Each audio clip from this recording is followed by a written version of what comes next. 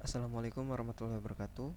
Perkenalkan, nama saya Ferdian Saputra, NIM 22650012 dari kelas A. Pada video kali ini saya akan mereview materi dari mata kuliah Manajemen Proyek Teknologi Informasi. Nah, di sini untuk fase definisinya bertujuan untuk memahami dengan baik masalah-masalah yang dihadapi oleh user dalam memperkirakan biaya, waktu, dan penyelesaian untuk proyek. Nah, di sini ada 3 aktivitas utama pada fase definisi. Yang pertama, memahami dan menganalisa masalah-masalah dari kebutuhan user dalam membuat proyek teknologi informasi. Kedua, keputusan apakah proyek dilaksanakan atau tidak. Jika proyek siap dilaksanakan, maka seorang manajer proyek harus menganalisa resiko yang mungkin terjadi yang dapat menggagalkan proyek tersebut.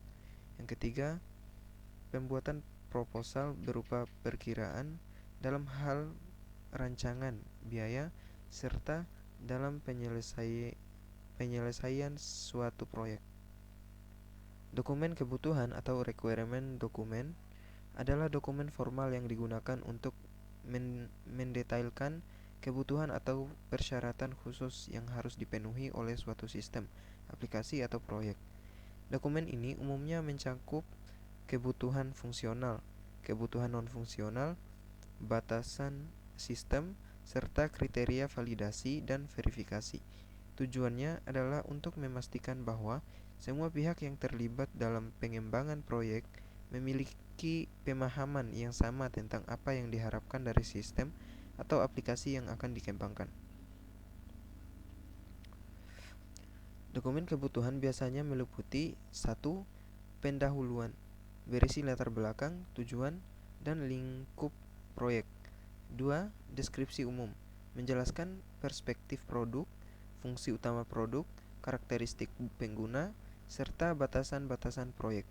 Ketiga, kebutuhan spesifik, mendetailkan setiap kebutuhan fungsional dan non-fungsional sistem atau aplikasi. Yang pertama, kebutuhan fungsional menggambarkan fitur dan fungsi yang harus ada di dalam sistem atau aplikasi. Kedua, kebutuhan non-fungsional menggambarkan kriteria seperti performa, keamanan, reliabilitas, dan sebagainya. 4. Glosarium, kamus istilah atau kata-kata khusus yang digunakan dalam dokumen. 5. Lampiran, bisa berupa diagram, mockup, atau informasi tambahan lainnya yang relevan dengan dokumen kebutuhan. RD menyatakan masalah-masalah yang dihadapi user dan solusi umum yang dibutuhkan. Bahasanya berorientasi pada bahasa yang digunakan oleh user sehari-hari dan jauh dari bahasa komputer.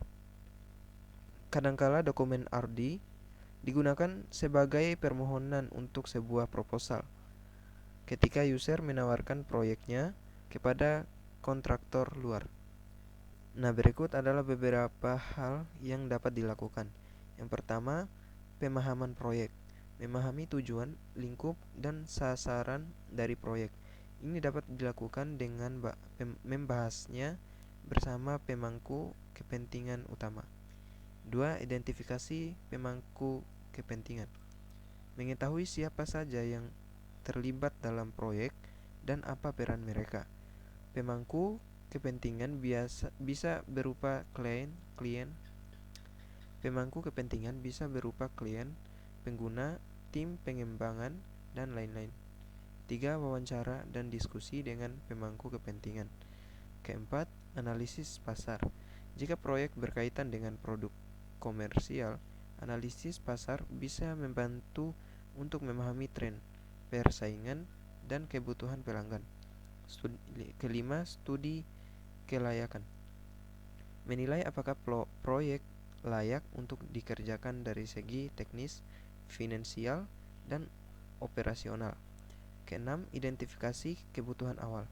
Mengumpulkan daftar kebutuhan awal yang mungkin akan masuk ke dalam RD nantinya. Daftar ini bisa berupa fitur-fitur yang diinginkan, batasan teknis, dan lain-lain. 7. penyusunan kerangka kerja RD. Membuat outline atau kerangka dasar dari RD yang akan dibuat. Ini akan memudahkan dalam proses penulisan RD nantinya. Kedelapan, evaluasi teknologi yang diperlukan. Menilai teknologi apa saja yang mungkin diperlukan untuk memenuhi kebutuhan proyek. 9. Pembuatan prototipe awal. Jika memungkinkan untuk membuat prototipe sederhana dari sistem atau aplikasi untuk mendapatkan feedback awal dari pemangku kepentingan. 10. Penyusunan jadwal dan rencana kerja. Menentukan jadwal yang direncanakan kerja. Menentukan jadwal dan rencana kerja untuk proses pembuatan RD agar prosesnya berjalan lancar dan sesuai jadwal. Dengan persiapan langkah-langkah di atas dengan baik, proses pembuatan RD akan lebih sistematis, terstruktur, dan menghasilkan dokumen yang akurat dan sesuai kebutuhan. Contoh pembuatan sistem informasi perpustakaan universitas. Berikut beberapa hal yang dapat dilakukan sebelum pembuatan dokumen kebutuhan atau RD untuk proyek ini. Yang pertama, pemahaman proyek. Memahami tujuan dari sistem informasi perpustakaan, apakah hanya untuk peminjaman dan pengembalian buku, atau juga reservasi ruang baca, pemesanan buku, atau fitur lainnya. Kedua, identifikasi pemangku kepentingan. Dalam kasus ini, pemangku kepentingan bisa berupa pustakawan, mahasiswa, dosen, staf IT, dan pengelola perpustakaan. Ketiga, wawancara dan diskusi dengan pemangku kepentingan. Melakukan pertemuan dengan pustakawan untuk mengetahui proses kerja saat ini dan fitur apa saja yang diinginkan dalam sistem baru. 4. Analisis pasar. Meskipun ini bukan produk komersial, membandingkan dengan sistem informasi perpustakaan universitas lain dapat memberikan ide fitur apa yang bisa ditambahkan. 5. Studi kelayakan. Menilai apakah sistem informasi yang diinginkan bisa dibangun dengan sumber daya yang misalnya anggaran, tenaga kerja, waktu. 6. Identifikasi kebutuhan awal. Daftar fitur seperti peminjaman buku, pengembalian buku, pemesanan ruang baca, notifikasi batas waktu pengembalian, dan lain-lain. 7. Penyusunan kerangka kerja RD. Outline dari fitur-fitur yang akan dimasukkan, struktur database yang diperlukan, dan teknologi yang akan digunakan. 8. Evaluasi teknologi yang diperlukan. Apakah sistem akan berbasis atau aplikasi desktop? Apa database yang cocok untuk menyimpan data buku dan anggota? 9. Pembuatan prototipe awal. Pembuatan tampilan awal dari antarmuka sistem untuk mendapatkan feedback dari pemangku kepentingan. 10. Penyusunan jadwal dan rencana kerja. Menentukan jadwal pengembangan, pengujian, pelatihan pengguna, dan peluncuran sistem. Nah, setelah semua langkah di atas dilakukan dengan baik, barulah tim pengembangan dapat memulai proses pembuatan RD yang detail dan komprehensif untuk sistem informasi perpustakaan universitas. Selanjutnya, keputusan melaksanakan atau tidak melaksanakan proyek. Setelah kebutuhan-kebutuhan diterapkan, langkah berikutnya adalah memutuskan apakah proyek bernilai untuk dikerjakan atau tidak. Untuk membuat keputusan itu, suatu studi kelayakan dilakukan untuk menjawab pertanyaan, dapatkah sistem ini dibangun secara teknik? Sayangnya, tidak semuanya memungkinkan secara teknik, sehingga pertanyaan-pertanyaan untuk dijawab diubah menjadi dengan biaya berapa sistem dapat dibangun dan apa keuntungannya.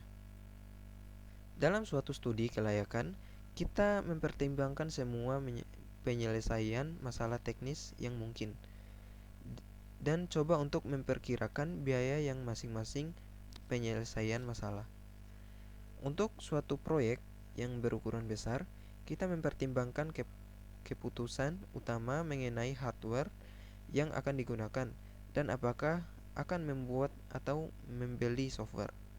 Untuk proyek berukuran kecil sampai menengah, studi kelayakan yang formal tidak perlu ditulis. Biasanya cukup dengan mengangkat seseorang untuk mempelajari penyelesaian masalah yang mungkin dan menilai keuntungan-keuntungan.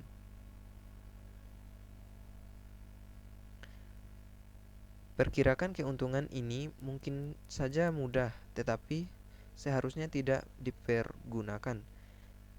Manajer proyek tidak hanya harus menjawab apakah proyek ini secara teknik dapat dikerjakan, tetapi juga menjawab pertanyaan yang lebih penting, apakah proyek ini dapat dikerjakan oleh saya sekarang? Manajer proyek harus bertanya pada diri sendiri, apakah proyek yang ada memiliki peluang untuk sukses atau proyek tersebut akan mengalami kegagalan disebabkan oleh terbatasnya sumber-sumber, pengetahuan, atau resiko di luar kekuasaan. Tidak terkira, proyek-proyek telah gagal secara keseluruhan maupun sebagian karena orang mengabaikan tanda-tanda kepentingan dan nyata yang menunjukkan kegagalan. Setiap rencana dipengaruhi oleh resiko. Nah, mungkin itu saja video review materi kali ini. Lebih dan kurangnya saya mohon maaf. Wabillahi taufiq wal hidayah. Wassalamualaikum warahmatullahi wabarakatuh.